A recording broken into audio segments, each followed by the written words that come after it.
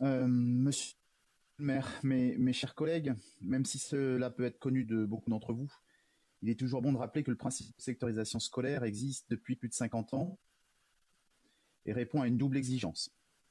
Tout d'abord, gérer au mieux l'évolution des effectifs d'élèves entre deux années scolaires en assurant à chaque établissement un nombre d'élèves correspondant à ses capacités d'accueil. Exigence ensuite d'allouer des ressources d'enseignement, financières et humaines en fonction de ces secteurs géographiques à géométrie variable. Si le débat sur les périmètres scolaires glisse rapidement et sûrement depuis quelques semaines sur le sujet de la fermeture de l'école Lévi-Strauss, l'objet de cette délibération est d'abord de pourvoir le trop-plein dans les groupes scolaires, notamment dans les 7e, 8e et 9e arrondissements qui voient leur effectif augmenter au gré des nombreuses livraisons de logements.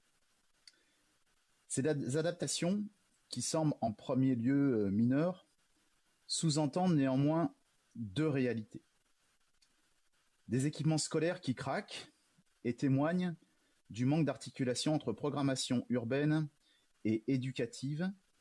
Pour évoquer des exemples que je connais bien dans le 9e arrondissement, je pourrais citer la mise en place d'écoles dites modulaires, très pratiques pour gérer les transitions, mais qui ont tendance à durer dans le temps, au détriment parfois du peu de nature en ville existant dans les quartiers.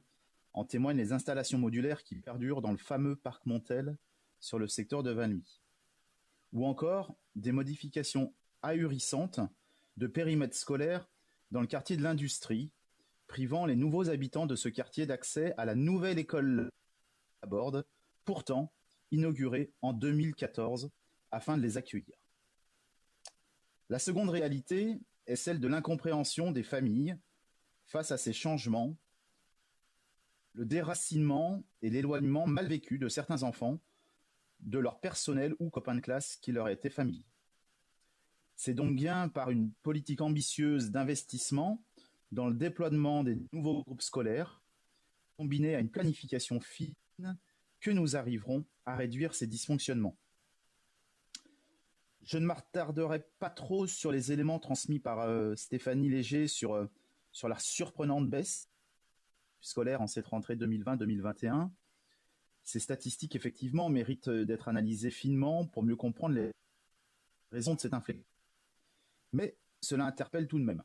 Comment ne pas interpréter ces statistiques comme un des dommages collatéraux de la surchauffe immobilière et du modèle immobilier à l'œuvre au sein de notre cité depuis près de 15 ans, voyant de nombreuses familles en être éjectées par défaut. Voici pour le moins un intéressant indicateur de vitalité de notre ville qu'il nous faudra suivre dans les prochaines années. Enfin, cet exercice de sectorisation vise une troisième exigence pour laquelle notre groupe est particulièrement attentif.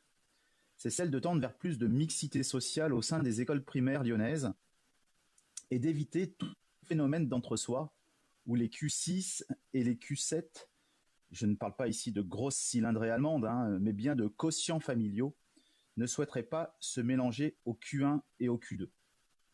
Bien sûr, la capacité à atteindre cet objectif au seul moyen d'adapter les périmètres scolaires serait illusoire. Le recours par les familles aux établissements scolaires privés, dès l'école primaire, croissant dans notre cité, combiné à un nombre d'obtentions de dérogations vers d'autres écoles publiques, que je jugerais d'anormalement élevé, les vents contraires sont hélas nombreux pour renverser les tendances à l'œuvre aujourd'hui. Mais il est bien de notre rôle que de maintenir ce cap, visant à fabriquer une école inclusive, celle qui accueillerait dans les meilleures conditions qui soient l'ensemble des enfants de notre ville. Cet exercice visant à façonner précisément les périmètres scolaires y participe, et il s'agit donc aujourd'hui de tenir, chère Stéphanie, fermement la barre. Alors évidemment, monsieur le maire, madame l'adjointe à l'éducation, vous pouvez compter sur notre soutien. Notre groupe votera favorablement ce rapport. Je vous en remercie.